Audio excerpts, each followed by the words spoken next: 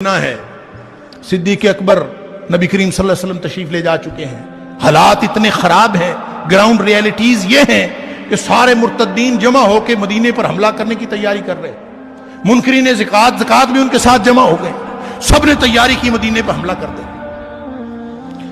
صحابہ اکرام سکھاتے، حضرت ابوبکر صدیق کو مشورہ دیتے ہیں کہ اسامہ والا لشکر نہ بھیجو، یہ اگر جائے گا مدینہ خالی ہو جائے گا،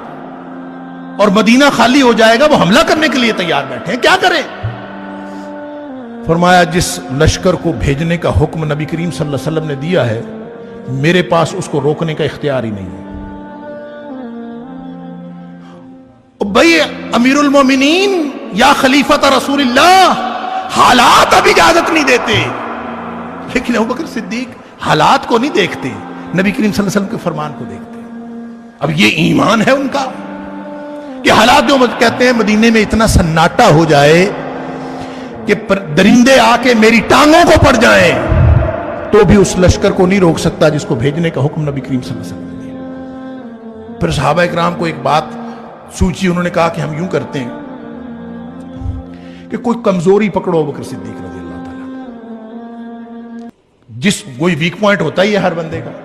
تو کوئی ویک پوائنٹ پکڑو جس سے پھر حضرت ابوبکر صدیق کو منا لیں کہ لشکر اسامہ نہ بھیجے۔ تو حضرت ابوبکر صدیق رضی اللہ تعالیٰ کا ویک پوائنٹ خاندان نبوت سے زیادہ اور کیا ہو سکتا تھا، لہذا کہا کہ ہمارا آپ کا مسئلہ نہیں، صحابہ اکرام نے اکٹھے ہو کے کہا ہمارا آپ کا مسئلہ نہیں، مسئلہ امہات المومنین کا ہے، وہ بھی مدینے میں موجود ہے، ان کو نقصان پہنچنے کا خطرہ ہے، لہذا اسامہ کا لشکر نہ بھیجا جائے۔ ابن سعد نے اپنی طبقات کے اندر الفاظ نقل کیے ہیں جو اس موقع پر ابوبکر صدیق رضی اللہ تعالیٰ نے فرمایا والذی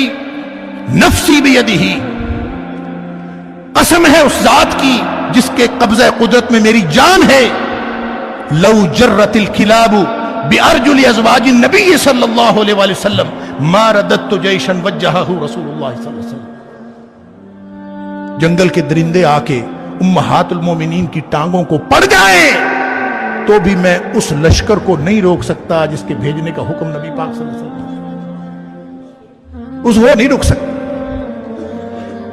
وقالوا سمعنا واطعنا، یہ ایمان ہے، یہ معیار ہے، ایمان نبی اکرم صلی اللہ علیہ وسلم کے ساتھ ہے۔ ایمان آتا ہے تو دنیا بدل جاتی ہے، ایمان نہیں ہوتا تو دنیا اور ہوتی ہے۔